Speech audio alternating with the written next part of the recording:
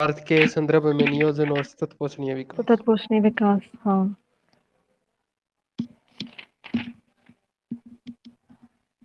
क्या बात है, नियोजन। कल से बहुत कम आ रहे हैं।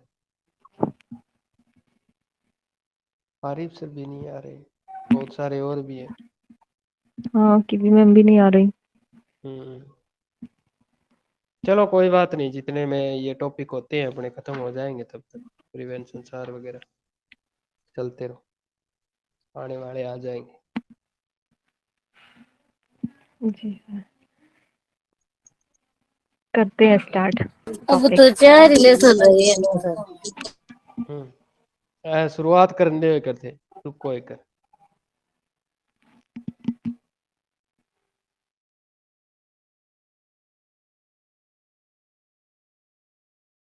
हम्म वेट करें क्या सर थोड़ा बहुत? ना ना, चलने दो। टॉपिक स्टार्ट करते हैं फिर। नियोजन शब्द आपके लिए नया नहीं है।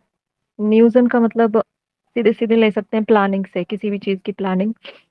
तो नियोजन शब्द आपके लिए नया नहीं है, क्योंकि यह हमारे दैनिक जीवन में प्रयोग होने वाले शब्दों का एक अंग है। आपने इस शब्द का प्रयोग अपनी परीक्षा अथवा किसी पर्वतीय स्थल पर जाने के लिए की गई तैयारी के संदर्भ में किया होगा। हाँ, बेसिकली रोज भी ऐसे, मतलब कहीं जाते हैं तो प्लानिंग वगैरह करके ही निकलते हैं घर से। और अपनी अपनी ये जो शेड्यूल चल रहा है अपना फर्स्ट ग्रेड का, वो भी हम प्लानिंग के तहत ही कर रहे हैं, रोज बीसी हो रही है अपनी। तो इसमें सोच विचार की प्रक्रिया, कार्यक्रम की रूपरेखा तैयार करना तथा उद्देश्यों को प्राप्त करने हेतु गतिविधियों का क्रियान्वयन सम्मिलित है। यद्यपि यह एक शब्द व्यापक है, परंतु इस अध्याय में इसका प्रयोग आर्थिक विकास की प्रक्रिया के संदर्भ में किया गया है। आर्थिक विकास की प्रक्रिया के संदर्भ में। अतः उस तीर और तुक्का विधि से भिन्न है जिससे सुधार और पुनर्निर्माण का कार्य किया जाता है। सामान्यतः नियोजन के दो उपगमन होते हैं, एक खंडीय नियोजन और दूसरा है प्रादेशिक नियोजन। हम्म,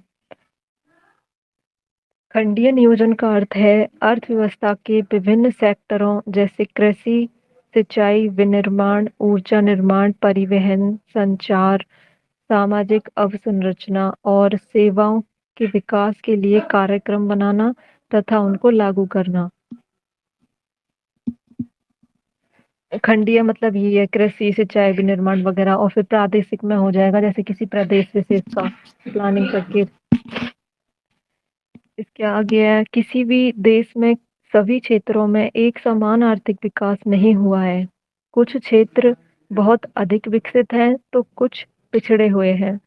विकास का यह असमान प्रतिरूप या पैटर्न सुनिश्चित करता है कि नियोजन एक स्थानिक परिप्रेक्ष्य अपनाए तथा विकास में प्रादेशिक असंतुलन कम करने के लिए योजना बनाए। इस प्रकार के नियोजन को प्रादेशिक नियोजन कहा जाता है।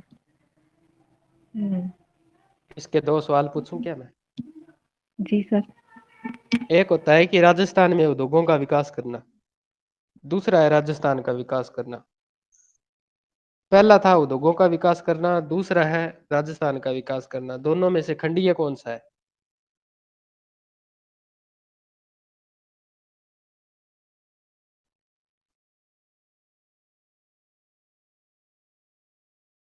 दोनों में से खंडीय विकास कौन सा है, कोई बताएगा?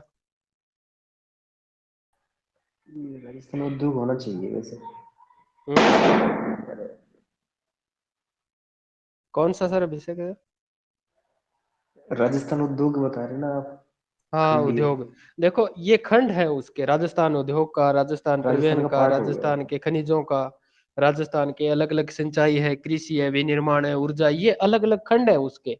जब टोटल खंडों का अलग अलग सेक्टर में हो जाता है, जैसे खनिज की नीति अलग है, कृषि की नीति अलग है, कृषि के लिए, दूध के लिए श्वेत आंदोलन चला है जैसे वर्गीज कुरियन वाला, तो सारे खंड मिलकर एक बड़े प्रदेश का विकास कर देते हैं। वही है, बस थोड़ा सा इतना ही याद रखना है भी खंडीय होता है पर्टिकुलर किसी स्पेशल विशेष में, और जो प्रादेशिक नियोजन होता है वो पूरे प्रदेश में। जी मैम। ऊपर एक बॉक्स दिया हुआ है, इसको भी पढ़ लेते हैं। स्वतंत्रता के बाद भारत में केंद्रीकृत योजनाओं को अपनाया गया, लेकिन धीरे धीरे विकेंद्रीकृत बहुस्तरीय योजनाओं की ओर कदम बढ़ाए गए। केंद्र, राज्य तथा जिला स्तर पर योजनाओं को तैयार करने की जिम्मेदारी योजना आयोग की थी। परंतु जनवरी 1, 2015 को योजना आयोग का स्थान नीति आयोग ने ले लिया। 1 जनवरी 2015 को केंद्रीय तथा राज्य सरकारों को युक्तिगत तथा तकनीकी सलाह देने के लिए भारत के आर्थिक नीति निर्माण में राज्यों की भागीदारी सुनिश्चित करने के उद्देश्य से नीति आयोग स्थापित किया गया। केंद्रीय तथा राज्य सरकारों को युक्तिगत और तकनीकी सलाह देने के लिए। ठीक है। इसके बाद आता है लक्ष्य क्षेत्र नियोजन, यानी कि टारगेट एरिया के लिए प्लानिंग जो करते हैं वो। जो क्षेत्र आर्थिक रूप से पिछड़े हुए हैं उन क्षेत्रों में नियोजन प्रक्रम को विशेष ध्यान देना चाहिए। आर्थिक रूप से पिछड़े क्षेत्रों को, ठीक है। जैसा कि आप जानते हैं कि एक क्षेत्र का आर्थिक विकास उसके संसाधनों पर आधारित होता है। हाँ, लेकिन कभी कभी संसाधनों से भरपूर क्षेत्र भी पिछड़े रह जाते हैं। आर्थिक विकास के लिए संसाधनों के साथ साथ तकनीकी और निवेश की आवश्यकता होती है। लगभग 1.5 दशक के नियोजन अनुभवों से यह महसूस किया गया है कि आर्थिक विकास में क्षेत्रीय असंतुलन प्रबलित हो रहा है। क्षेत्रीय असंतुलन, क्षेत्रीय एवं सामाजिक विषमताओं की प्रबलता को काबू में रखने के क्रम में योजना आयोग ने लक्ष्य क्षेत्र तथा लक्ष्य समूह योजना उपागमों को प्रस्तुत किया। योजना आयोग ने लक्ष्य क्षेत्रों की ओर इंगित कार्यक्रमों के कुछ उदाहरणों में कमान नियंत्रित क्षेत्र विकास कार्यक्रम, सूखाग्रस्त क्षेत्र विकास कार्यक्रम, पर्वतीय क्षेत्र विकास कार्यक्रम है। ठीक है, एक है कमान नियंत्रित क्षेत्र विकास कार्यक्रम, सूखाग्रस्त क्षेत्र विकास कार्यक्रम और पर्वतीय क्षेत्र विकास कार्यक्रम। इसके साथ ही लघु कृषक विकास संस्था SFDA और सीमांत किसान विकास संस्था MFDA आदि कुछ लक्ष्य समूह कार्यक्रम के उदाहरण हैं। लक्ष्य समूह कार्यक्रम के उदाहरण SFDA और MFDA। 8वीं पंचवर्षीय योजना में पर्वतीय क्षेत्रों तथा उत्तर पूर्वी राज्यों, जनजातीय एवं पिछड़े क्षेत्रों में अवसंरचना को विकसित करने के लिए विशिष्ट क्षेत्र योजना को तैयार किया गया। 8वीं पंचवर्षीय योजना मतलब अवसंरचना का मतलब होगा जैसे कि इंफ्रास्ट्रक्चर डेवलपमेंट जो होता है वो, जैसे कि बुनियादी साधन होते हैं, सड़क, संचार, विद्युत आदि का निर्माण करना, अवसंरचना। ठीक है। इसके बाद है पर्वतीय क्षेत्र विकास कार्यक्रम। पर्वतीय क्षेत्र विकास कार्यक्रमों को 5वीं पंचवर्षीय योजना में प्रारंभ किया गया। और इसके अंतर्गत उत्तर प्रदेश के सारे पर्वतीय जिले, वर्तमान उत्तराखंड, मिकिर पहाड़ी जो मेघालय में, और असम की उत्तरी कक्षार की पहाड़ियां, पश्चिमी बंगाल का दार्जिलिंग जिला और तमिलनाडु के नीलगिरी आदि को मिलाकर कुल 15 जिले शामिल हैं।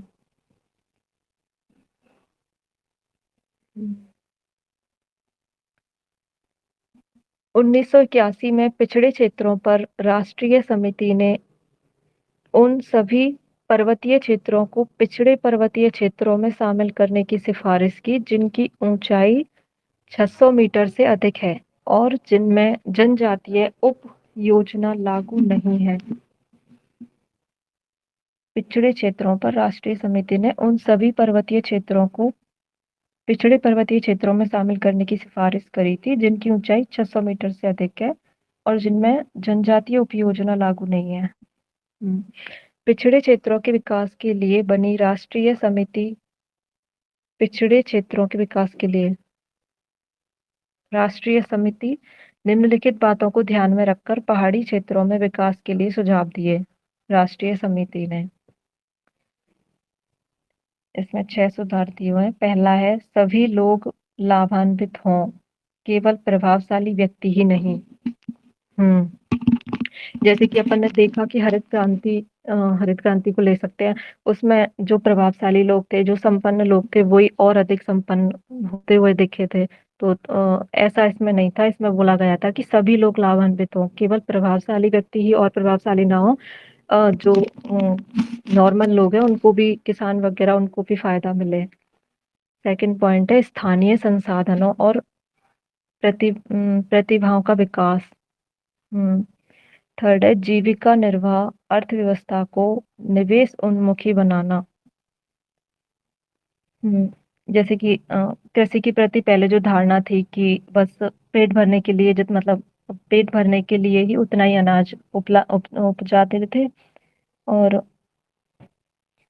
मतलब ये था कि यानी उसे निवेश उन्मुखी बनाएंगे कि किसान अपने लायक भी उपजा सके और फिर बाजार में बेचने योग्य भी कर पाए। वही था। फोर्थ है अंतः प्रादेशिक व्यापार में पिछड़े क्षेत्रों का शोषण ना हो।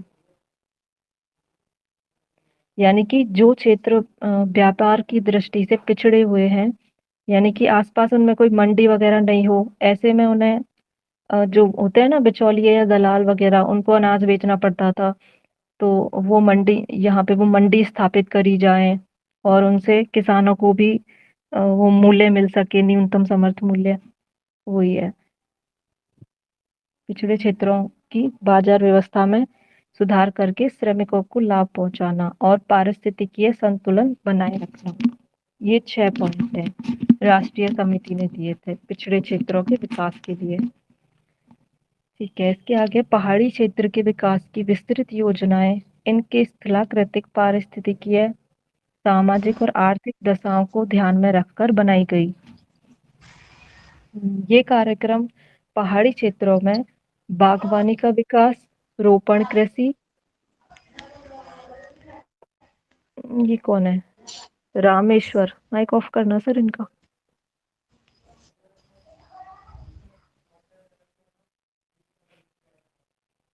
ये कार्यक्रम पहाड़ी क्षेत्रों में बागवानी का विकास, रोपण कृषि, पशुपालन, मुर्गी पालन, वानिकी, लघु तथा ग्रामीण उद्योग का विकास करने के लिए स्थानीय संसाधनों का उपयोग में लाने के उद्देश्य से बनाए गए। स्थानीय संसाधनों का भी यूज हो सके। ठीक है। सूखा संभावित क्षेत्र विकास कार्यक्रम। इस कार्यक्रम की शुरुआत चौथी पंचवर्षीय योजना में हुई। ठीक है, ध्यान रखना, इसका प्रारंभ हुआ था चौथी पंचवर्षीय योजना में। ठीक है। इसका उद्देश्य सूखा संभावी क्षेत्रों में लोगों को रोजगार उपलब्ध करवाना और सूखे के प्रभाव को कम करने के लिए उत्पादन के साधनों को विकसित करना था, यानी कि नवीन प्रौद्योगिकी। ठीक। फिर 5वीं पंचवर्षीय योजना में इसके कार्य क्षेत्र को और विस्तृत किया गया। 5वीं पंचवर्षीय योजना में, चौथी पंचवर्षीय योजना में इसकी शुरुआत हुई थी और इसका विस्तार किया गया 5वीं पंचवर्षीय योजना के अंतर्गत। फिर प्रारंभ में इस कार्यक्रम के अंतर्गत ऐसे सिविल निर्माण कार्यों पर बल दिया गया जिनमें अधिक श्रमिकों की आवश्यकता होती है। प्रारंभ में जैसे कि कुएं खुदवाना वगैरह और बावड़ी वगैरह का निर्माण, तो उनमें बहुत लोग चाहिए होते हैं। परंतु बाद में इसमें सिंचाई परियोजनाओं, भूमि विकास कार्यक्रमों, वनीकरण, चारागाह विकास और आधारभूत ग्रामीण अवसंरचना जैसे विद्युत, सड़कों, बाजार, ऋण सुविधाओं और सेवाओं पर जोर दिया गया। अवसंरचना के अंतर्गत वही बुनियादी साधन। ठीक है। पिछड़े क्षेत्रों के विकास की राष्ट्रीय समिति ने इस कार्यक्रम के क्रियान्वयन की समीक्षा की, जिसमें यह पाया गया कि यह कार्यक्रम मुख्यतः कृषि तथा इससे संबद्ध सेक्टरों के विकास तक ही सीमित है और पर्यावरणीय संतुलन पुनः स्थापन पर इसमें विशेष बल दिया गया। पर्यावरणीय संतुलन के पुनः स्थापन पर जनसंख्या वृद्धि के कारण लोग कृषि के लिए सीमांत भूमि का उपयोग करने के लिए बाध्य हैं, जिससे पारिस्थितिकीय निम्नीकरण हो रहा है। अतः सूखा संभावी क्षेत्रों में वैकल्पिक रोजगार अवसर पैदा करने की आवश्यकता है। इन क्षेत्रों का विकास करने की अन्य रणनीतियों में सूक्ष्म स्तर पर समन्वित जल संभर विकास कार्यक्रम अपनाना शामिल है। सूक्ष्म स्तर पर जल संभर विकास कार्यक्रम सूखा संभावी क्षेत्रों के विकास की रणनीति में जल, मिट्टी, पौधों, मानव तथा पशु जनसंख्या के बीच पारिस्थितिकीय संतुलन पुनः स्थापन पर मुख्य रूप से ध्यान दिया जाना चाहिए।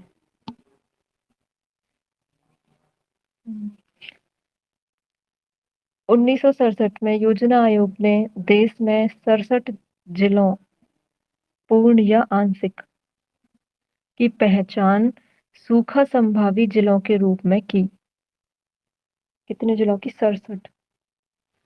1967 में योजना आयोग ने 67 जिलों को सूखा संभावित जिलों के रूप में 1972 में सिंचाई आयोग ने 30% सिंचित क्षेत्र का मापदंड लेकर सूखा संभावी क्षेत्रों का परिसीमन किया।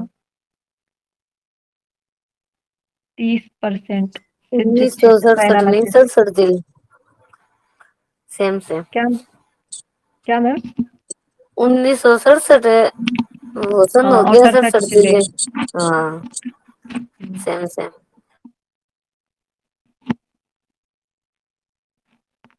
भारत में सूखा संभावी क्षेत्र मुख्यतः राजस्थान, गुजरात, पश्चिमी मध्य प्रदेश, महाराष्ट्र के मराठवाड़ा क्षेत्र, आंध्र प्रदेश के रायलसीमा और तेलंगाना पठार, कर्नाटक पठार और तमिलनाडु की उच्च भूमि तथा आंतरिक भाग के शुष्क और अर्धशुष्क भागों में फैले हुए हैं। भारत में सूखा संभावित क्षेत्र कौन कौन से हैं? राजस्थान, गुजरात, पश्चिमी मध्य प्रदेश, महाराष्ट्र के मराठवाड़ा क्षेत्र, आंध्र प्रदेश, तेलंगाना, कर्नाटक और तमिलनाडु की उच्च भूमि तथा आंतरिक भाग के शुष्क और अर्धशुष्क भागों में फैला हुआ है। फिर पंजाब, हरियाणा और उत्तरी राजस्थान के सूखा प्रभावित क्षेत्र सिंचाई के प्रसार के कारण सूखे से बच जाते हैं। सिंचाई के कारण। इसके बाद अपनी हेडिंग है केस अध्ययन, भरमौर क्षेत्र में समन्वित जनजातीय विकास कार्यक्रम। भरमौर जनजातीय क्षेत्र में हिमाचल प्रदेश के चंबा जिले की 2 तहसीलें हिमाचल प्रदेश के चंबा जिले की 2 तहसीलें भरमौर और होली शामिल हैं। तहसीलों के नाम है भरमौर और होली। ठीक है। यह 21 नवंबर 1975 से अधिसूचित जनजातीय क्षेत्र है।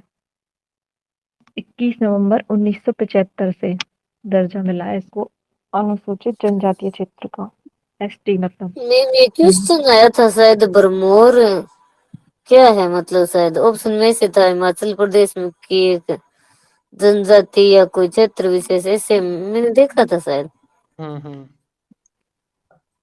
आता है इसका भरमौर वाला तो प्रमुख आता ही है। हाँ। क्योंकि भरमौर वहां का जिला है, जैसे जैसलमेर है, हनुमानगढ़ है ना, उसी प्रकार से भरमौर वहां का क्षेत्र है। वहां निवास करती है वो गद्दी, वो जनजाति रहती है। जी मैम। हाँ, इसमें आगे दिया हुआ है। हाँ बोलो, आप उनकी टेंशन मत लो।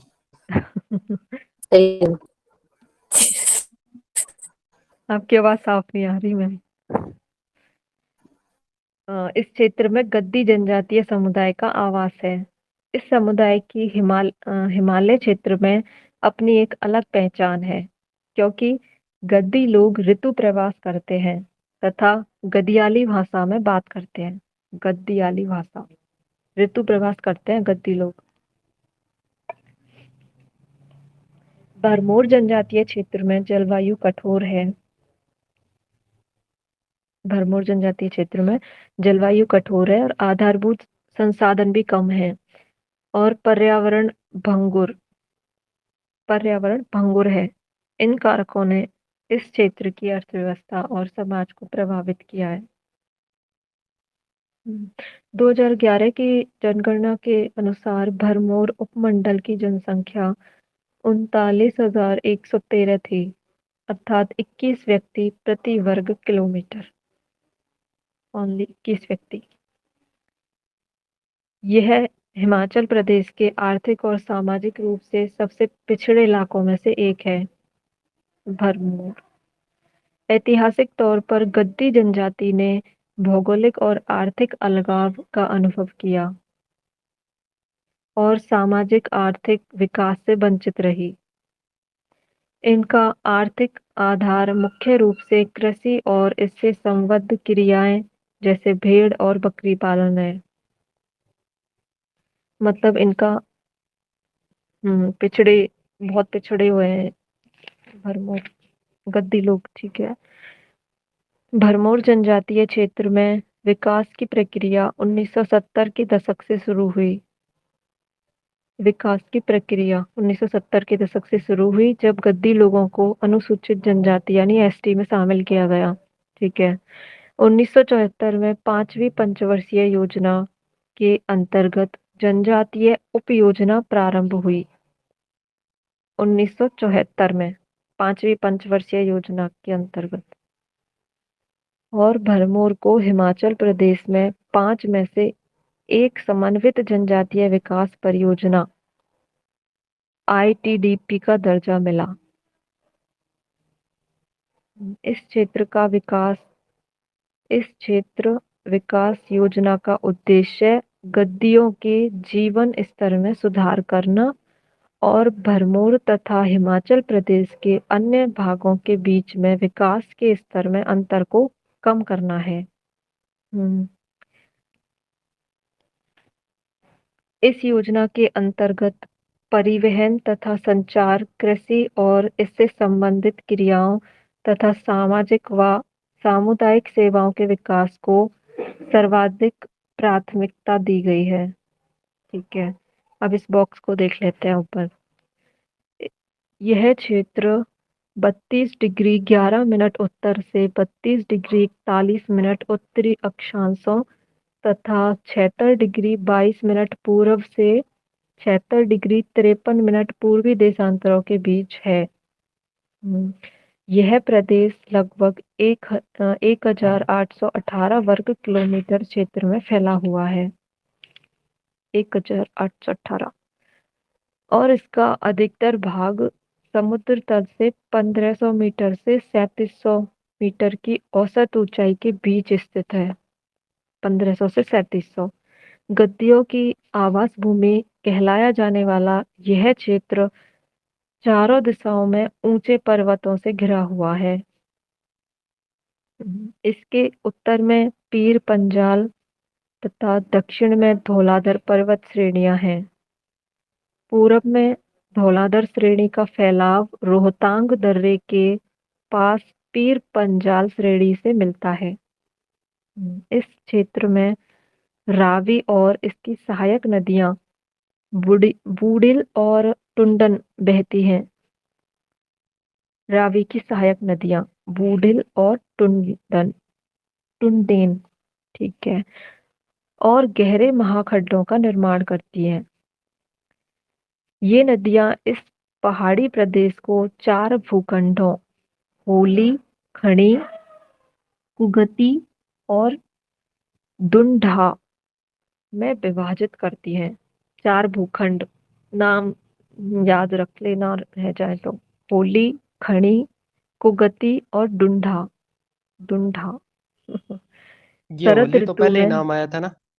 हाँ, भरमौर के साथ में ही नाम भरमौर आया और था होली। होली का। अब दो और है, कुगति और दुंडा। ठीक है। शरद ऋतु में भरमौर में जमा देने वाली कड़ाके की सर्दी और बर्फ पड़ती है तथा जनवरी में यहाँ औसत मासिक तापमान 4 डिग्री सेल्सियस और जुलाई में 26 डिग्री सेल्सियस रहता है। पूरा ही डाटा दे दिया भरमौर का। इतना ज्यादा बायोडाटा दिया है, इसका को- मतलब है कि इम्पोर्टेंट है ये। हाँ। आगे भरमौर का जिला भी दे रखा है ना, भरमौर क्षेत्र में कौन कौन से भरमौर जातीय क्षेत्र, इसका मैप भी दे रखा है इसने। हम्म, बाकी इसका निचला मैप है ना, 6 पॉइंट से और दे रखे हैं, 6 छोटे छोटे मानचित्र दे रखे हैं, वो थोड़ा देख लो। और इसके नीचे कुछ लिखा है 2-3 शब्द। हाँ सर, इसके नीचे एक लाइन दे रखी है, ये तो इम्पोर्टेंट ही है। भरमौर संस्कृत शब्द ब्रह्मोर का अपभ्रंश है। संस्कृत शब्द ब्रह्मोर का अपभ्रंश। इस पुस्तक में स्थानीय बोली की सुंदरता को बनाए रखने के लिए भरमौर शब्द का यूज किया गया है। हम्म, इसमें चित्र दे रखे हैं कुछ, सीढ़ीदार कृषि, दूसरा है पारंपरिक विधि द्वारा गेहूं निकालना, फिर है प्राथमिक कार्य में संलग्न लोग, भरमौर क्षेत्र में आवासीय बस्तियां इस तरह की है, पूरे पर्वतों के बीच में। ठीक है। पारंपरिक वस्त्र में एक महिला, इस तरह की वेशभूषा है इनकी। ठीक है। फिर ये मैप है, इसको भी देख लो। चंबा में भरमौर क्षेत्र, जम्मू कश्मीर। मैं देख लेता हूँ इसको। जी सर। मुख्यतः आपने क्षेत्र देखा होगा, 11 डिग्री 32 डिग्री 11 मिनट से 32 डिग्री 41 मिनट के ऊपर है। ये देखो ऊपर की ऊपर कहते हैं 32 डिग्री 41, और इसका नीचे नीचे कौन सा है, 32 डिग्री 11। और देशांतरीय विस्तार कहाँ से है इसका, 76 डिग्री 22 से लेकर, जो दोनों कोनों पर स्थित है, और 76 डिग्री 53 तक है इसका विस्तार। और इसके अलावा ये पूरा का पूरा क्षेत्र है। और इसमें एक है तुहांग नदी, पहली आती है उत्तर से, तुहांग नदी का एक। और उसके अलावा है रावी नदी, मुख्यतः रावी नदी। और बुढ़िल नदी भी है इसकी। और दूसरी है रावी नदी, जो प्रवेश करती है यहाँ से, पूर्व से लेकर पश्चिम की ओर बहती है क्या, रावी नदी। ये होली क्षेत्र है, नीचे नीचे होली क्षेत्र है। उससे जस्ट ऊपर कौन सा है, खानी क्षेत्र भी है। कुगाती क्षेत्र है उत्तर में। तो होली क्षेत्र उससे ऊपर है, खानी क्षेत्र उससे ऊपर है, कुगाती क्षेत्र। और जस्ट पश्चिम में कौन सा है, तुंदाह क्षेत्र। ये 4 प्रदेश हैं। चंबा जिले में भरमौर क्षेत्र, एक छोटा सा एक और दे रखा है चंबा जिले का, और दे रखा है मानचित्र, जम्मू कश्मीर के पास में ही है। उसी में दे रखा है कि जिला कौन सा है, ये जिला तो चंबा है, और चंबा जिले में है, दक्षिण पूर्व में स्थित है ये भरमौर क्षेत्र। नीचे चंबा जिले का पूरा चित्र चित्र दे रखा है इसने।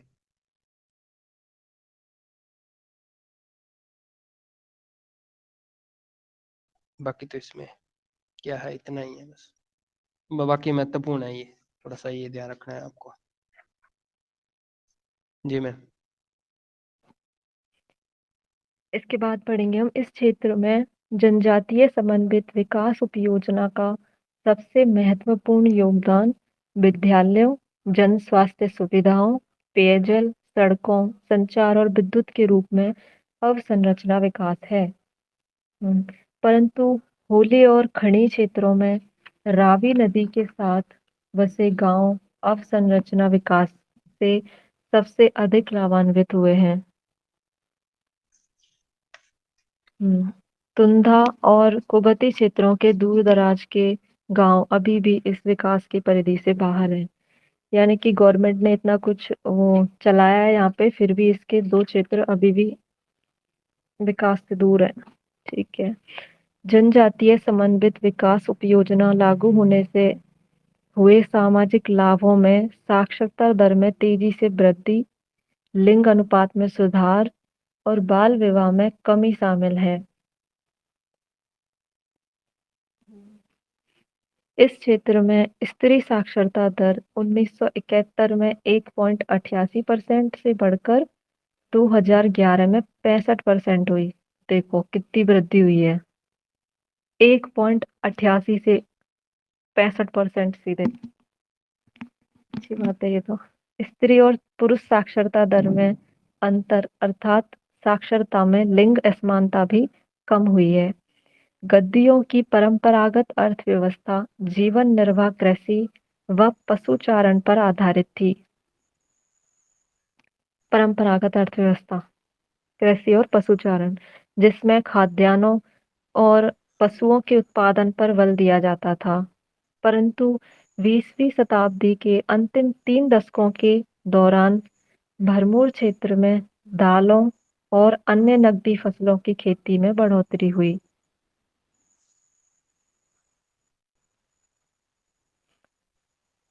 परंतु यहाँ खेती अभी भी परंपरागत तकनीकों से की जाती है।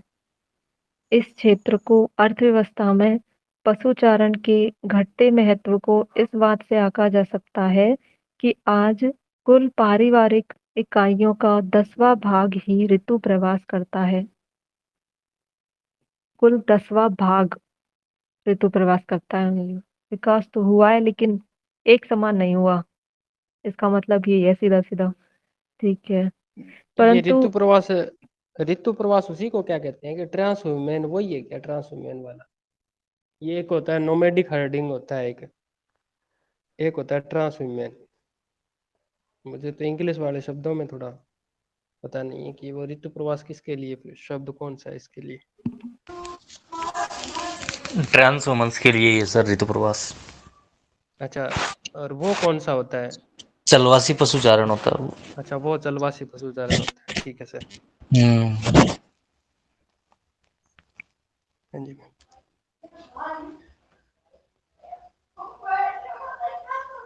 हाँ मैम, एक थोड़ा सा रामेश्वर सर, थोड़ा सा एक क्या है कि जब माइक ऑफ कर दिया करो ओके सर। क्लास, क्योंकि फिर पढ़ने में थोड़ी सी उनको प्रॉब्लम। Okay okay. हाँ ठीक है, हम्म क्योंकि तो देख सकते हैं कि विकास तो हुआ लेकिन एक समान नहीं हुआ। तो ये था कि एक मॉडल था, यानी कि एक परियोजना से लोगों के जीवन में किस प्रकार सुधार आया वो देखा हमने। यानी कि निम्न शैक्षिक स्तर था बिल्कुल 1.88% और वो 67% तक पहुंच गया। ये सुधार तभी संभव है जब अपनी गवर्नमेंट प्रयास करे। हम्म, फिर आता है अपना सतत पोषणीय विकास। ये तो हम पहले भी पढ़ चुके हैं, फिर भी देख लेते हैं। साधारणतः विकास शब्द से अभिप्राय समाज विशेष की स्थिति और उसके द्वारा अनुभव किए गए परिवर्तन की प्रक्रिया से होता है। विकास यानी कि जीवन पर्यंत नहीं होता, वो चलता रहता है। ठीक है, मानव इतिहास के लंबे अंतराल में समाज और उसके जैव भौतिक पर्यावरण की निरंतर अंतःक्रियाएं समाज की स्थिति का निर्धारण करती है। मानव और पर्यावरण अंतःक्रिया की प्रक्रियाएं इस बात पर निर्भर करती हैं कि समाज में किस प्रकार की प्रौद्योगिकी विकसित की है और किस प्रकार की संस्थाओं का पोषण किया है। प्रौद्योगिकी और संस्थाओं ने मानव पर्यावरण अंतःक्रिया को गति प्रदान की है, तो इससे पैदा हुए संवेग ने प्रौद्योगिकी का स्तर ऊंचा उठाया है और अनेक संस्थाओं का निर्माण और रूपांतरण किया है। अतः विकास एक बहुआयामी संकल्पना है, यानी कि डायमेंशंस में है। ठीक है, बहुआयामी संकल्पना विकास। अर्थव्यवस्था, समाज तथा पर्यावरण में सकारात्मक व अनुत्क्रमणीय परिवर्तन का द्योतक है। अर्थव्यवस्था, समाज तथा पर्यावरण में सकारात्मक व अनुत्क्रमणीय अनुत्क्रमीय परिवर्तन का घोतक है। विकास की संकल्पना गतिक है और इस संकल्पना का प्रादुर्भाव 20वीं शताब्दी के उत्तरार्ध में हुआ है। 20वीं शताब्दी। द्वितीय विश्व युद्ध के उपरांत विकास की संकल्पना आर्थिक वृद्धि की पर्याय थी, जिसे सकल राष्ट्रीय उत्पाद, प्रति व्यक्ति आय और प्रति व्यक्ति उपभोग में समय के साथ बढ़ोतरी के रूप में मापा जाता है। परंतु अधिक आर्थिक वृद्धि वाले देशों में भी असमान वितरण के कारण गरीबी का स्तर बहुत तेजी से बढ़ा है। अतः 1970 के दशक में पुनर्वितरण के साथ वृद्धि तथा वृद्धि और समानता जैसे वाक्यांश विकास की परिभाषा में शामिल किए गए। यानी कि पुनर्वितरण के साथ फिर से मतलब संसाधनों का वही के साथ वृद्धि और वृद्धि के साथ समानता जैसे वाक्यांश परिभाषा में शामिल किए गए। पुनर्वितरण और समानता के प्रश्नों से निपटते हुए यह अनुभव हुआ कि विकास की संकल्पना को मात्र आर्थिक प्रक्षेत्र तक ही सीमित नहीं रखा जा सकता। इसमें लोगों के कल्याण और रहने के स्तर, जन स्वास्थ्य, शिक्षा, समान अवसर और राजनीतिक तथा नागरिक अधिकारों से संबंधित मुद्दे भी सम्मिलित हैं। 1980 के दशक तक विकास एक बहुआयामी संकल्पना के रूप में उभरा, जिसमें समाज के सभी लोगों के लिए बृहद स्तर पर सामाजिक और भौतिक कल्याण का समावेश है। सामाजिक और भौतिक कल्याण। 1960 के दशक के अंत में पश्चिमी दुनिया में पर्यावरण संबंधी मुद्दों पर बढ़ती जागरूकता की सामान्य वृद्धि के कारण सतत पोषणीय धारणा का विकास हुआ। 1960 के दशक के अंत में पश्चिमी ये तो कई दुनिया बार में आता है ना। हाँ ये हमारे जैसे फर्स्ट ग्रेड के टॉपिक में भी जुड़ा हुआ है, सतत पोषणीय विकास है। ये इसका क्वेश्चन आता है कब से, क्योंकि पश्चिमी दुनिया में सबसे पहले हुआ था ना, पर्यावरणीय संबंधी मुद्दों पर जागरूकता हुई थी। इस कारण सतत पोषणीय विकास का विकास प्रारंभ हुआ ये अवधारणा का 1960 के दशक के के अंत अंत में। में। इससे पर्यावरण पर औद्योगिक विकास के अनापेक्षित प्रभावों के विषय में लोगों की चिंता प्रकट होती थी। 1968 में प्रकाशित एहरलिच की book the population bomb, underline कर लेना भाई इसे तो। 1968 में प्रकाशित एहरलिच की बुक द पॉपुलेशन बम और 1972 में मीडोज और अन्य द्वारा लिखी गई book the limit to growth, ये भी द लिमिट टू ग्रोथ के प्रकाशन ने इस विषय पर लोगों और विशेषकर पर्यावरणविदों की चिंता और भी गहरी कर दी। इस घटनाक्रम के परिप्रेक्ष्य में विकास के एक नए मॉडल, जिसे सतत पोषणीय विकास कहा जाता है, की शुरुआत हुई। इसी के दौरान सतत पोषणीय विकास देखा गया। ठीक है। पर्यावरणीय मुद्दों पर विश्व समुदाय की बढ़ती चिंता को ध्यान में रखकर संयुक्त राष्ट्र संघ ने विश्व पर्यावरण और विकास आयोग WECD की स्थापना की, यूएनओ ने। ठीक है। जिसके प्रमुख नॉर्वे की प्रधानमंत्री गरो हरलेम ब्रेटलैंड थी। इसी के नाम पे आई थी, मतलब ब्रेटलैंड रिपोर्ट जो हमने सुनी थी। ठीक है। नॉर्वे की PM गरो हरलेम ब्रेटलैंड। इस आयोग ने अपनी रिपोर्ट अवर कॉमन फ्यूचर, जिसे ब्रेटलैंड रिपोर्ट भी कहते हैं, 1900 क्या होगा 87, ठीक है, 1987 में प्रस्तुत की, 1987 में ब्रेटलैंड रिपोर्ट 1987। WECD ने सतत पोषणीय विकास की सीधी, सरल और बृहद स्तर पर प्रयुक्त परिभाषा प्रस्तुत की।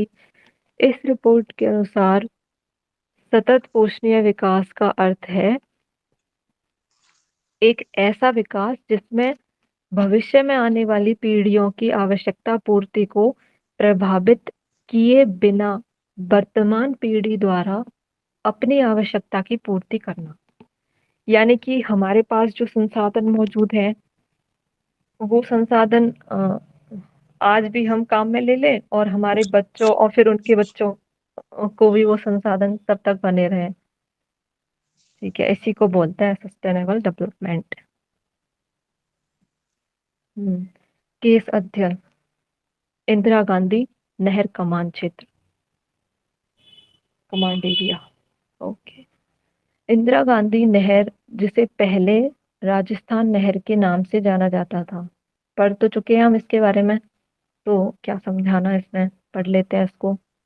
भारत में सबसे बड़े नहर तंत्रों में से एक है। 1948 में कंवर सेन द्वारा संकल्पित यह नहर परियोजना 31 मार्च 1958 को प्रारंभ हुई। कंवर सेन।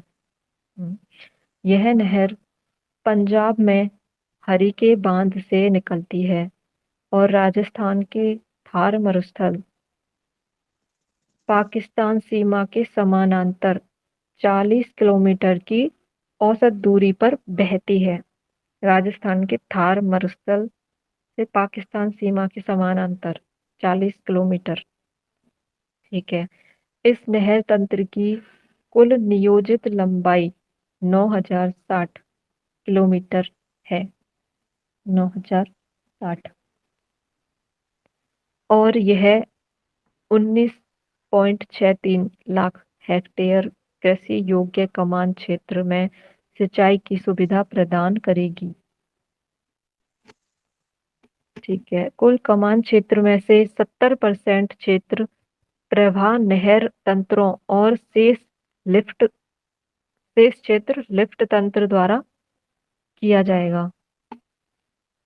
नहर का निर्माण कार्य 2 चरणों में पूरा किया गया। वही फेस वाइज, प्रथम चरण में ये, सेकंड फेज में ये, वही।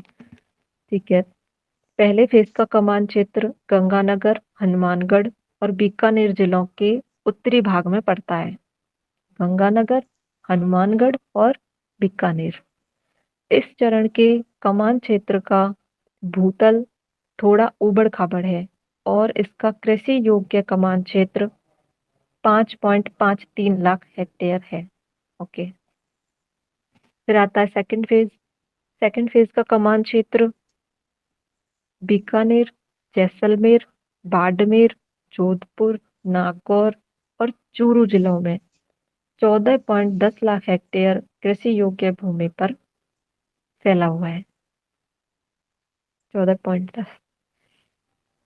इसमें स्थानांतरित बालू टिब्बों वाला मरुस्थल भी सम्मिलित है। बालू टिब्बे,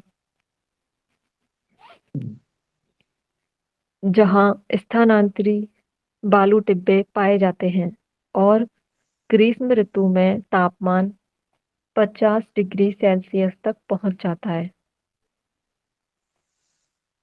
50 डिग्री।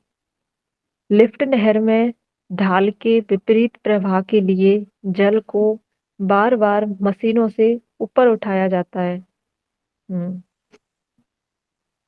लिफ्ट नहर में ढाल के विपरीत प्रवाह के लिए जल को बार बार मशीनों से ऊपर उठाया जाता है।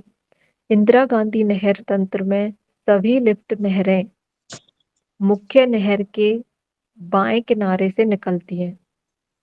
सभी लिफ्ट नहरें मुख्य नहर के बाएं किनारे से निकलती हैं, जबकि मुख्य नहर के दाएं किनारे पर सभी नहरें प्रवाह प्रणाल हैं। यानी कि यहाँ पे पंप सेट नहीं लगाना पड़ता। ठीक है, ऊपर 2 चित्र दे रखे हैं, इनको देख लेते हैं। इंदिरा गांधी नहर, इंदिरा गांधी नहर और उसके समीपस्थ क्षेत्र।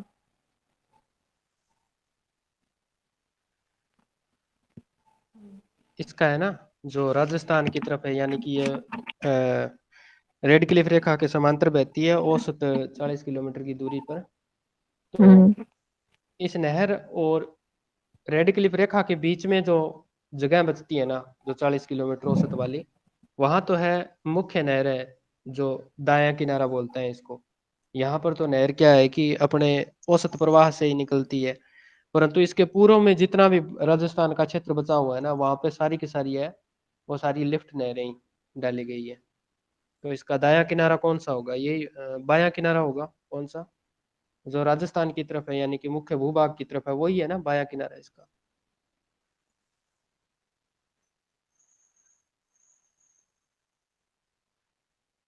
जब उत्तर से दक्षिण की ओर बहती है तो इसका बायां किनारा यही तो बनेगा ना, राजस्थान वाला, या फिर इधर वाला बनेगा? नहीं सर, ये राजस्थान वाला ही बनेगा। हाँ, बायां किनारा इधर बनेगा। जैसे पूरा का पूरा हनुमानगढ़ हो गया, इसके अलावा बीकानेर पूरा हो गया, यानी कि 10-12%, 20% तो इस तरफ रहता है रेड क्लिफ रेखा के बीच में। तो वहां तो लिफ्ट नहरें नहीं है, परंतु इस तरफ ज्यादा लिफ्ट नहरें हैं सारी की सारी। बाकी राजस्थान अध्ययन के अंदर हम ज्यादा इसको विस्तार पूर्वक पढ़ते हैं। बाकी थोड़ा ध्यान रखना कि पहले फेज में कितने लाख किलोमीटर हेक्टेयर था। तो पहले फेज में थोड़ा था, पहले फेज में कितना ही था, मात्र और मात्र 3 ही तो जिले थे, गंगानगर, हनुमानगढ़ और बीकानेर। और लाना कहाँ तक था इसको? बीकानेर तक ही लाना था। कंवर सर ने कहाँ तक की रिपोर्ट बनाई थी इसकी? बीकानेर तक ही लानी थी पानी। तो वहां तक लाना था। उसके बाद में दूसरा फेज है वो बीकानेर से बाद में आगे चला है, तो उसका कमांड एरिया बहुत ज्यादा है, वो 14.10 लाख हेक्टेयर में आ जाता है पूरा का पूरा। ये 19.63 लाख है ना, ये कुल कमान क्षेत्र है, यानी कि नहर के लिफ्ट नहरें और वितरिकाओं दोनों का सम्मिलित किया हुआ है इसमें, सभी का लिफ्ट कमान एरिया है ये 19.63 लाख हेक्टेयर। इसकी 9,060 किलोमीटर की जो लंबाई दे रखी है ना, ये टोटल है लिफ्ट नहरों सहित है ये सारी की सारी। मुख्यतः थोड़ा ध्यान रखना है कि पहले चरण में कितने हैं, 3 जिले हैं, और द्वितीय चरण में कितने हैं? द्वितीय चरण में है 6 जिले। बीकानेर एक ऐसा जिला है जो पहले चरण में भी शामिल था और दूसरे चरण में भी दूसरे शामिल था। में भी। हाँ, दूसरे में भी शामिल था। बाकी यहाँ पर जो चूरू है वो द्वितीय चरण में शामिल आता है। चूरू का सबसे ज्यादा तापमान पाया जाता है और न्यूनतम तापमान भी है, तो यहाँ पर अधिकतम तापमान है लगभग 50 डिग्री है, और तहाँ तक ये थोड़ा सा पाया जाता है। बाकी लिफ्ट नहरों की छोटी सी बात की है इसने कि नहर के पूर्वी भाग में सबसे ज्यादा है वो लिफ्ट नहरें स्थित है, और बाकी है इसके दाएं किनारे पर मुख्य नहर की नहर प्रणाली विस्तृत है। ठीक है मैम। बाकी थोड़ा सा ये और ध्यान रखना कि 1948 में आज़ादी के जस्ट 1 साल बाद में इसकी रूपरेखा बनाई गई थी, कंवर सेन के द्वारा, इंजीनियरिंग था। और इसके जस्ट 10 साल बाद में 1948 से 1958 के बीच में, ये 31 मार्च 1958 को ये प्रारंभ हो गई थी। और हरि के बैराज नामक स्थान है ये, वहां से इसको निकाला गया है। रावी और व्यास नदियों के संयुक्त पानी के चलते वहां से निकाला गया है इसको, पंजाब से। और रेड क्लिफ रेखा और नहर के बीच में औसत 40 किलोमीटर की दूरी है। इसकी पहली वितरिका थी, वितरिका ही थी वो, नौरंगदेश्वर वितरिका, जहाँ से मैं बिलोंग करता हूँ। इसमें राधा कृष्ण तत्कालीन उपराष्ट्रपति थे क्या, राधा कृष्ण, सर्वपल्ली, उन्होंने इसका, सर्वपल्ली सर्वपल्ली राधाकृष्णन। राधाकृष्ण, उन्होंने यहाँ पर इसकी शुरुआत की थी। यह जो दिखा रखा ना आपको इंदिरा गांधी नहर के समीपस्थ क्षेत्र, ये शायद ये नहीं है, ये मसीता वाली हेड का चित्र नहीं है। यहाँ बाकी राजस्थान में प्रवेश करते हैं तो मसीता वाली हेड का बहुत बड़ा चित्र आता है सबसे। बाकी देखते हैं इसमें और क्या लिखा है। जी मैम। आगे बढ़ते हैं। फेज 1 के कमान क्षेत्र में सिंचाई की शुरुआत 1960 के दशक के आरंभ में हुई। 1960। जबकि फेज सेकंड कमान क्षेत्र में 1980 के दशक के मध्य में सिंचाई आरंभ हुई। फेज फर्स्ट में हो गई थी 1960 में और फेज सेकंड में हुई थी 1980 के दशक के मध्य में। ठीक है। नहर सिंचाई के प्रसार ने इस शुष्क क्षेत्र की पारिस्थितिकी, अर्थव्यवस्था और समाज को रूपांतरित कर दिया है।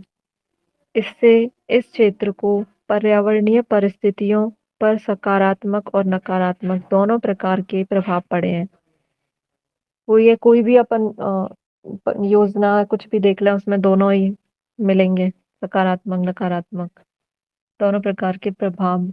लंबी अवधि तक मृदा नमी लंबी अवधि तक मृदा नमी उपलब्ध होने और कमान क्षेत्र विकास के तहत शुरू किए गए वनीकरण और चारागाह विकास कार्यक्रमों से यहाँ भूमि हरी भरी हो गई। ठीक है। इससे वायु अपरदन और नहरी तंत्र में बालू निक्षेप की प्रक्रियाएं भी धीमी पड़ गईं।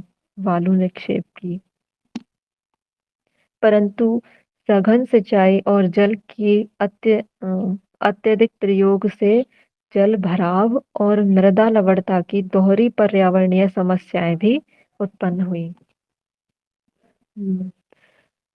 नहरी सिंचाई के प्रसार से इस प्रदेश की कृषि अर्थव्यवस्था प्रत्यक्ष रूप में रूपांतरित हो गई है।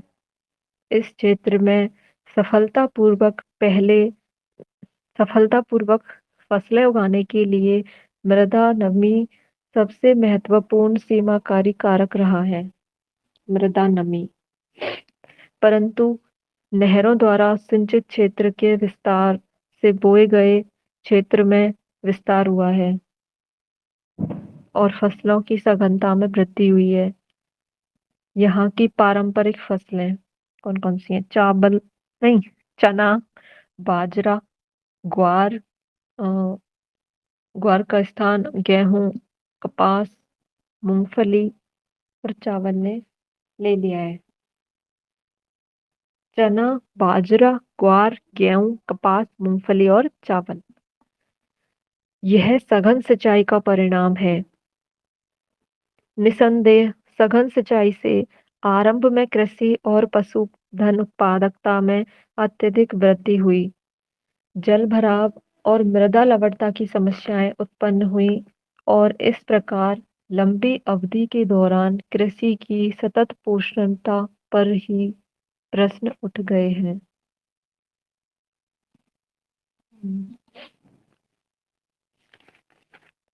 लास्ट हेडिंग है सतत पोषणीय विकास को बढ़ावा देने वाले उपाय। बहुत से विद्वानों ने इंदिरा गांधी नहर परियोजना की पारिस्थितिकीय पोषणता पर प्रश्न उठाए हैं। पिछले 4 दशक में जिस तरह से इस क्षेत्र में विकास हुआ है और इससे जिस तरह भौतिक पर्यावरण का निम्नीकरण हुआ है, ने विद्वानों के इस दृष्टिकोण को काफी हद तक सही ठहराया भी। ठीक है। यह एक मान्य तथ्य है कि इस कमान क्षेत्र में सतत पोषणीय विकास का लक्ष्य प्राप्त करने के लिए मुख्य रूप से पारिस्थितिकीय सतत पोषणता पर बल देना होगा। इसलिए इस कमान क्षेत्र में सतत पोषणीय विकास को बढ़ावा देने वाले प्रस्तावित 7 उपायों में से 5 उपाय पारिस्थितिकीय संतुलन पुनः स्थापित करने पर बल देते हैं। 7 में से 5 उपाय। पहला उपाय है, पहली और सबसे महत्वपूर्ण आवश्यकता है जल प्रबंधन नीति का कठोरता से कार्यान्वयन करना, यानी कि पानी वेस्टेज ना हो ज्यादा। इस नहर परियोजना के चरण 1 में कमान क्षेत्र में फसल रक्षण सिंचाई और चरण 2 में फसल उगाने और चारागाह विकास के लिए विस्तारित सिंचाई का प्रावधान है। चारागाह विकास के लिए विस्तारित सिंचाई और फसल उगाना। सेकंड है, इस क्षेत्र के शस्य प्रतिरूप में सामान्यतः जल सघन फसलों को नहीं बोया जाना चाहिए। इसका पालन करते हुए किसानों का बागाती कृषि के अंतर्गत खट्टे फलों की खेती करनी चाहिए। यानी कि ऐसी फसलें ना बोएं जिनमें ज्यादा जल की आवश्यकता पड़ती है। वो बैलेंस वाली फसलें बोनी चाहिए। सघन फसलें बोने से जल की कमी होगी और फिर सिंचाई क्रिया भी बाधित होगी। थर्ड है अपना कमान क्षेत्र विकास कार्यक्रम, जैसे नालों को पक्का करना, भूमि विकास और समतलन और बारबंदी ओसरा पद्धति। बारबंदी ओसरा पद्धति, ठीक है। निकास के कमान क्षेत्र में नहर के जल का समान वितरण प्रभावी रूप से कार्यान्वित की जाए ताकि बहते जल की क्षति मार्ग में कम हो सके। बाड़बंदी वही है ना सर? बाड़बंदी करते हैं जो। वही है बार।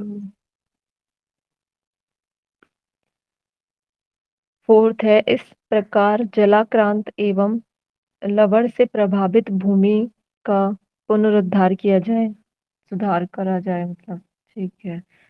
फिर पांचवा है वनीकरण, वृक्षों का रक्षण, मेखला शेल्टर बेल्ट का निर्माण और चारागाह विकास। यानी कि नहर के दोनों तरफ वनीकरण हो, चारागाह का विकास किया जाए, ठीक है। इस क्षेत्र विशेषकर फेज सेकंड के भंगुर पर्यावरण में पारितंत्र विकास इको डेवलपमेंट के लिए अति आवश्यक है। नहर के दोनों ओर वन और चारागाह का विकास, ठीक है। छठवा है इस प्रदेश में सामाजिक सतत पोषणता का लक्ष्य तभी हासिल किया जा सकता है यदि जब निर्धन आर्थिक स्थिति वाले भू आवंटियों को कृषि के लिए पर्याप्त मात्रा में वित्तीय और संस्थागत सहायता उपलब्ध करवाई जाए, ठीक है। लास्ट पॉइंट है मात्र कृषि और पशुपालन के विकास से इस क्षेत्रों में आर्थिक सतत पोषणीय विकास की अवधारणा को साकार नहीं किया जा सकता। कृषि और इससे संबंधित क्रियाकलापों को अर्थव्यवस्था के अन्य सेक्टरों के साथ विकसित करना पड़ेगा। इनसे इस क्षेत्र में आर्थिक विविधीकरण होगा और मूल आबादी गांव, कृषि सेवा केंद्रों और विपणन केंद्रों यानी मंडी, कस्बों के बीच प्रकार्यात्मक संबंध स्थापित होगा। ये हमारा चैप्टर समाप्त। मतलब यही है कि गवर्नमेंट प्रयास करे और फिर समाज भी साथ दे तो डेवलपमेंट आसानी से हो सकता है, वरना तो संभव नहीं है। धन्यवाद मैम आपका, आपने लेसन पूरा कर दिया। जी मैम। अभी क्वेश्चन और बाकी पड़े हैं ना? हाँ, क्वेश्चन देख लेते हैं। नीचे दिए गए 4 विकल्पों में से एक सही उत्तर, ठीक है। पहला है प्रदेशीय नियोजन का संबंध है क्षेत्र विशेष के विकास का उपागम। हम्म आर्थिक व्यवस्था के विभिन्न सेक्टरों का विकास, परिवहन, जल तंत्र में क्षेत्रीय अंतर, ग्रामीण क्षेत्रों का विकास, क्षेत्र विशेष के विकास का पागम। तो इसमें होगा क्षेत्र विशेष के विकास का पागम। सेकंड क्वेश्चन है आईटीडीपी किस संदर्भ में वर्णित है? समन्वित जनजातीय विकास प्रोग्राम। समन्वित जनजातीय विकास programme. Third question Indira Gandhi नहर कमान क्षेत्र में सतत पोषणीय विकास के लिए कौन सा सबसे महत्वपूर्ण कारक है? कृषि विकास, कृषि विकास। पारितंत्र विकास, परिवहन विकास, भूमि उपनिवेशन। कृषि कृषि विकास। विकास। हो गए क्वेश्चन भी। छोटे करने हैं क्या? नहीं सर, इतना ही बहुत है। क्या पता ये बरमौर जनजातीय वाला तो पूरा ही आया हुआ है। बरमौर जनजातीय क्षेत्र में हाँ, समन्वित जातीय विकास का विकास सामाजिक कर लाभ क्या है? ये देखो अलग से ना, आप अलग से एक बार इसको और पढ़ लोगे ना तो भी अच्छी बात है, क्योंकि फर्स्ट ग्रेड में स्पेशल टॉपिक जुड़ा हुआ है सतत पोषणीय विकास। जी सर। जी और सर। ध्यान रखना, बरमौर क्षेत्र का तो पूरा है, केस स्टडी दी हुई है इसने, और इसके अलावा इंदिरा गांधी नहर वाली है ना, इसमें पूरी केस स्टडी इसकी भी दी हुई है।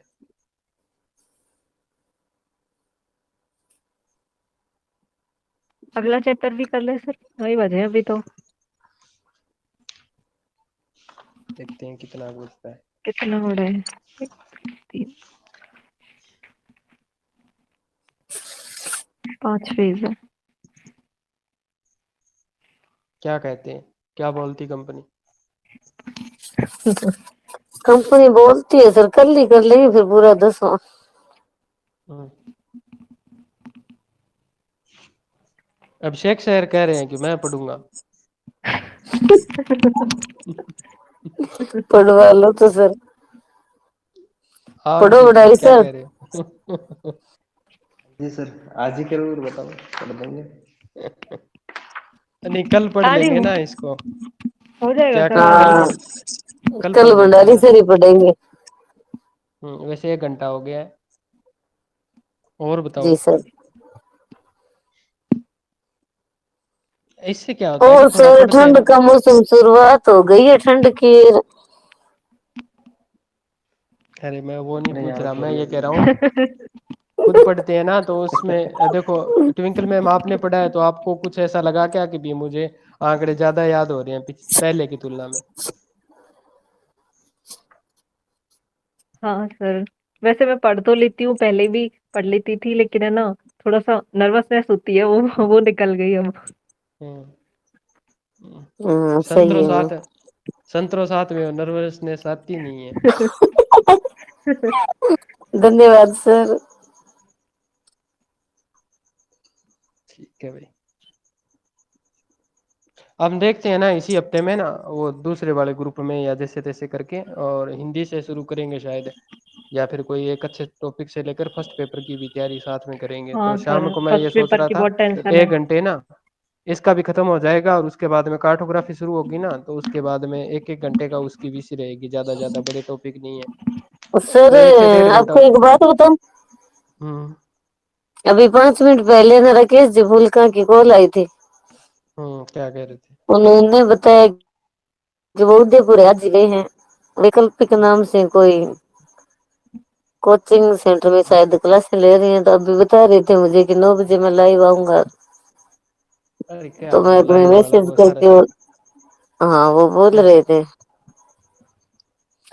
देखेंगे वो करेंगे तब देखेंगे लगा के एक दो मैं आपको शेयर करूंगी आप देख लेना। देख लेंगे। वैसे तो यूट्यूब वाली क्लासें हैं, उत्कर्ष की है कुछ क्लासेस, वो बहुत महत्वपूर्ण है बड़ी। एक तो होता है ना सारगर्भित चीजें, हमें पूरा सिलेबस भी तो पढ़ना है यार, 5 क्वेश्चन आएंगे तो 5 में से 4 सही होने जरूरी है, ये भी तो जी सर। जरूरी है। पर्यायवाची शब्द है, विलोम शब्द है, देशज शब्द है, विशेष विदेशज शब्द है, प्रत्यय उपसर्ग है, और पूरी की पूरी शब्दावली है, हिंदी इंग्लिश के शब्द है, जैसे किसको क्या कहते हैं, एडमिनिस्ट्रेशन क्या कहलाता है, पोर्टफोलियो क्या कहलाता है, मैनेजमेंट क्या कहलाता है, तो इनका हिंदी रूपांतरण भी है, और शब्द शुद्धि वगैरह वो तो खुद खुद को आपको ही पढ़नी पड़ेगी। पर इसके अलावा थोड़ा संधि समास है, इसके जो नियम वगैरह है, संधि कितनी प्रकार की होती है, सर्व स्वर संधि, व्यंजन संधि, विसर्ग संधि, ये थोड़ा हो जाएगा। तो मेरे पास कुछ एक नोट्स वगैरह बने हुए थे, यानी कि टेस्ट था, तो मैं सोच रहा था कि वो टेस्ट साथ साथ में भेज देते, और उसमें 200 150 200 150 200 क्वेश्चन है, तो वो साथ में पढ़ लेते, क्योंकि दिन में तो वो पढ़ लेते और शाम को उस पर टेस्ट पर बातें कर लेते। वो सारा का सारा पेपर में आया हुआ है, पेपर है पर्सन ही है वो सारे के सारे, जी तो सर। ये भी देख लेते। उससे अच्छा हो जाता है ना, क्योंकि हमारा टॉपिक है वो पूरा का पूरा उसी पर कंसंट्रेट था, उसी पर ही। क्योंकि उसमें प्रत्येक टॉपिक के 150 200 क्वेश्चन है, वो जो प्रीवियस क्वेश्चन आए हुए हैं ना सारे के सारे, वो सारे वही शामिल किए हुए हैं, इसके अलावा कोई नहीं है, ताकि उन पर थोड़ी चर्चा हो जाती। इसके अलावा मैथ है, साइंस है, जीके है, वो भी देख लेते हैं। क्योंकि शाम को 4 घंटे की बीसी हो जाती है, तो 1.5 घंटा इसमें ले लेते हैं और 1-1.5 घंटा वहाँ दे देते, तो धीरे धीरे 1 महीने में 30 घंटे काउंट हो जाते हैं, फिर धीरे 1 घंटा रोज का देते हैं तो 30 घंटे काउंट हो जाएंगे। और वैसे 30 घंटा इकट्ठा बैठकर पढ़ा नहीं जाता।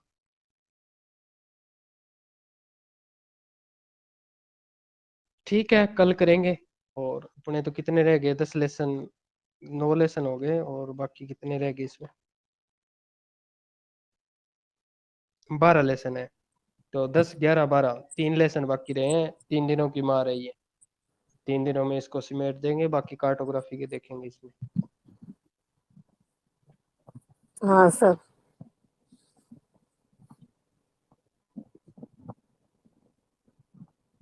ठीक है, कोई और किसी को बात करनी है क्या, पूछना है, कोई बात करनी है तो कर लो। बात तो कुछ नहीं सर, बस फर्स्ट पेपर है, वही स्टार्ट हो जाए, एक बार रिवीजन हो फर्स्ट जाता पेपर, तो अच्छा है।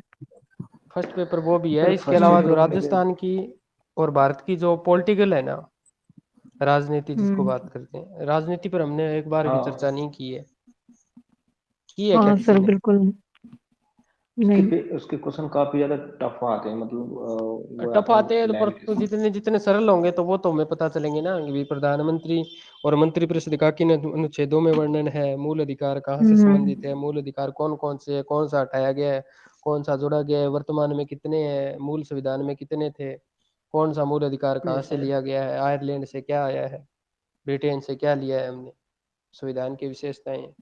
वो थोड़ा सा आपके पास अगर नाथ पब्लिकेशन वाले राजस्थान ज्योग्राफी की बुक है तो उसके साथ ही काउंट है वो, तो हाँ थोड़ा सा सर उसको है, साथ उसमें में। दे रखा है। हाँ, तो हाँ प्रॉपर उसी को पढ़ लेंगे ना, उसमें जितना दिया है उसको पढ़ लेंगे, हम्म। है ना, तो थोड़ा सा उसमें भी हो जाएगा। तो मैं सोच रहा एक था तो क्या, दोनों में से किसी एक से शुरुआत कर देते हैं, क्योंकि हिंदी को भी इसी तो के नहीं पढ़ा है। और हाँ हाँ, हाँ इसी के साथ करोगे सर, मतलब नाइट में या फिर टाइमिंग? तो मैं ये कह रहा था कि ये विषय होने के जस्ट बाद में शुरू कर देते हैं। हाँ ये भी सही सही है है। सर, क्योंकि ये टाइम ठीक है, आराम से हो जाएगी हाँ इसमें, इसी क्योंकि टाइम हो सुबह जाएगी, के। सही है। ये टाइम ये हाँ टाइम ऐसे सही है क्योंकि हम शाम को पूरा का पूरा टाइम इसी के लिए निकालते हैं। जी बिल्कुल। तो विषय के लिए निकालते हैं, तो दिन में तो हम वो जैसे कीवी में वगैरह लेते हैं विषय, तो फिर मेरे से मैं लाइब्रेरी में होता हूँ, बहुत सारे जने हैं वो लाइब्रेरी में होते हैं, फिर इधर उधर की चकाचौंध है वो बहुत ज्यादा होती है, हाँ फिर बच्चों नहीं की हो आवाज पाता दिन में वगैरह तो। नहीं हो पाता। हम्म। अब तो क्या है, आराम से शांति से 12 बजे तक भी पढ़ सकते हैं, हम्म। है ना। तो छोटे छोटे टॉपिक है उसके बांट हाँ लेंगे। तो 3 दिन की बात है, तो सोचते हैं कल देख लेते हैं इसके बारे में। जैसे ही वीसी खत्म होगी, अपना लेसन खत्म होगा, तो लेसन खत्म होने के बाद में दोबारा वीसी याद 15-20 मिनट का टाइम देकर, या 5 मिनट का, या जैसे जैसे हम्म। लगातार हो जाए तो लगातार ही कर लेंगे। तो पॉलिटिकल की भी शुरुआत कर लेंगे। पॉलिटिकल में है कितने टॉपिक, भी तो थोड़े हैं, ज्यादा तो नहीं है। मैं बता देता हूँ ज्यादा तो आपको नहीं कौन है। कौन सा।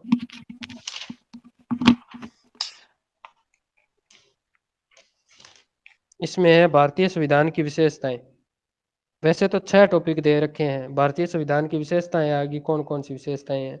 उसके अलावा संघ सरकार है, संघ सरकार में राष्ट्रपति, प्रधानमंत्री, मंत्रिपरिषद, इसमें 3 दिन लगेंगे। संविधान की विशेषताओं में 1 दिन, राष्ट्रपति, प्रधानमंत्री, मंत्रिपरिषद में 3 दिन, 4 दिन हो गए टोटल। उसके बाद में संघीय विधायिका यानी कि संसद, लोकसभा और राज्यसभा, इसमें मान लो 2 दिन मान लो। दो राज्यसभा दिन का अलग हाँ। से है। हाँ, लोकसभा में भी कौन से राज्य की कितनी सीटें हैं, वर्तमान में कहाँ कहाँ चुनाव हुए हैं, कौन कौन से हैं, वगैरह वगैरह छोटी बड़ी बातें हैं, वो भी इसी में शामिल कर हम्म। लेंगे। उसके अलावा सर्वोच्च न्यायालय हो गया, भारत में चुनाव आयोग हो गया, और उसके अलावा विभिन्न आयोग और बोर्ड, ये 4-5 बोर्ड है इसमें। इसमें कई सारे हैं सर इसमें। हाँ, इसमें कई सारे बोर्ड है। केंद्रीय सूचना आयोग है, सूचना अधिनियम है लगभग दो 10 हजार दिन पाँच का, का 10 दिन के टॉपिक है। हाँ हाँ, 10 दिन का है, 10 दिन में एक बार देकर, और 10 दिन में हो सकता है, 10 दिन के बाद में हो सकता है रिपीट भी कर दे। जैसे नीति आयोग की बात की मैम ने अभी, ये 1 जनवरी 2015 को शुरुआत किया गया। अधिकार क्षेत्र पूरा का पूरा भारत क्षेत्र है इसका। और खुल्लर को प्रथम भारतीय कार्यकारी नियुक्त किया गया इसमें, नीति आयोग में। तो नीति आयोग का बहुत महत्वपूर्ण होता है। जैसे पहले पंचवर्षीय योजनाएं आती थी ना, तो उसके बाद में पंचवर्षीय योजनाओं को समाप्त कर दिया गया। तो कितनी पंचवर्षीय योजना आई थी, तो 12 पंचवर्षीय योजना आई थी। तो कांग्रेस सरकार पहले पंचवर्षीय योजनाएं चलाती थी, तो थोड़ा सा की है कि जो आपके पास नाथ वाली बुक है ना, तो उसको अपने पास रखें। मूल हमारा जो मेन फोकस रहेगा उसी पर रहेगा, चाहे क्वेश्चन आए चाहे न आए। मतलब भी अगर उसमें क्वेश्चन आएंगे तो इसी को पढ़ना है, अगर न आए तो भी इसी को ही पढ़ना है। क्योंकि इससे बाहर निकले ना तो पूरी की पूरी ज्योग्राफी पॉलिटिकल बहुत बड़ी हो जाएगी सारी की सारी। तो ठीक सर है ना? किसी के पास नाथ की बुक नहीं हो तो? मैं भेज दूंगा। ठीक है सर। मैं पेज वगैरह अगर कोई होगा जिस दिन हम पढ़ेंगे, मैं वो पेज वगैरह भेज दूंगा मैं आपको। और वैसे अगर नहीं है तो देखो, इसमें तो होनी चाहिए थी, ये तो कोई बड़ी बात नहीं है सर। एक छोटी सी बुक हो ना अपने पास तो, क्योंकि अब तक हथियारों का चुनाव हो जाना चाहिए था फर्स्ट ग्रेड से संबंधित। पॉलिटिकल में तो कुछ बदलने वाला है नहीं, राष्ट्रपति बदलेगा या फिर प्रधानमंत्री बदलेगा, लोकसभा के सदस्य बदलेंगे, वर्तमान में चुनाव वगैरह। एक और है इसमें थोड़ा सा ध्यान रखना, राजस्थान का विधानमंडल, राज्यपाल, मुख्यमंत्री ये नहीं है। कितनी फायदे की बात है, पंचायती राज और इसके अलावा मुख्यमंत्री है, ये नहीं है। वरना हमारा टॉपिक बहुत बड़ा हो जाता है ये सारा सिस्टम। हमें हमारे पास तो सिर्फ जो सेंटर की जो कॉन्स्टिट्यूशन है ना वो है, विधायिका वगैरह सर सारा। नई नया सिलेबस भेज देना।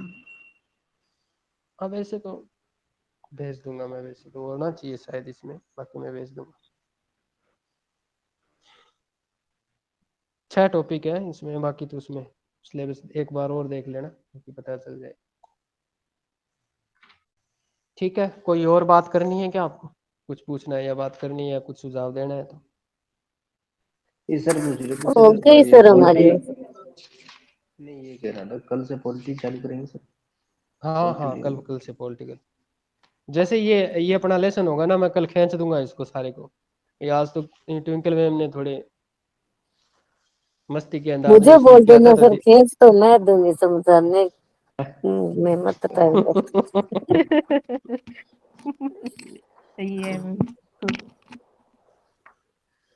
मैं थोड़ा स्लो स्लो पढ़ा। हाँ, टॉपिक कौन सा रखेंगे सर कल कल यही इसका? रखेंगे ना, भारतीय संविधान से संबंधित रखेंगे, पहला टॉपिक ही रखेंगे। विशेषता क्या है भारतीय संविधान की विशेषताएं, क्या है इसमें विशेषताओं में क्या आता है, नॉर्मल उसकी विशेषताएं हैं। सर, इसी वाले ग्रुप में बीसी होगी या फिर वो किसी में हाँ, डालेंगे, किसमें होगी? इसी में यहीं पे होगी, यहीं पे होगी। यही है जी सारे के सर। सारे, ऐड तो इसी में से हैं सारे। हाँ वो तो है सर।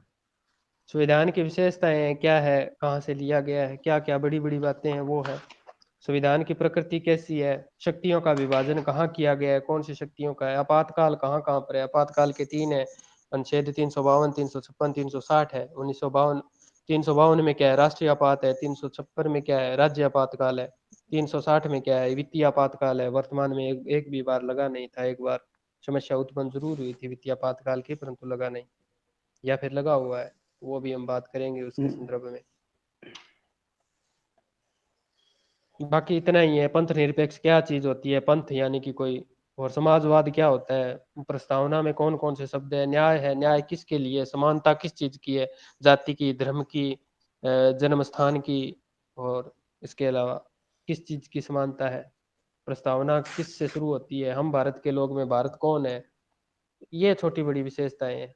पहला कौन सा था, दूसरा कौन सा था, किसने संविधान लिखा, कितने वर्ष में तैयार हुआ, संविधान के स्रोत कौन कौन से हैं, मूल शक्तियां किसके पास है, जनता के पास में है या फिर विधायिका के पास में है, तो जनता के पास में मूल शक्तियां हैं।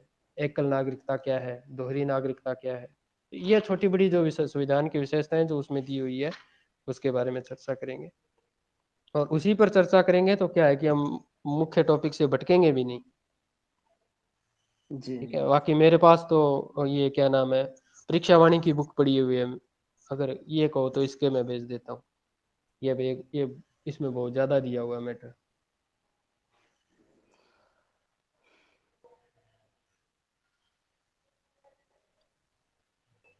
बाकी हो सके तो प्रीवियस क्वेश्चन तो आप मत देखना चाहिए।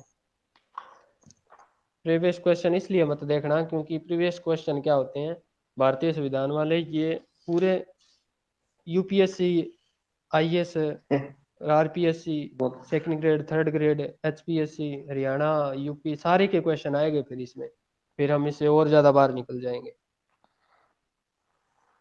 तो मूलतः इसी में रहना है।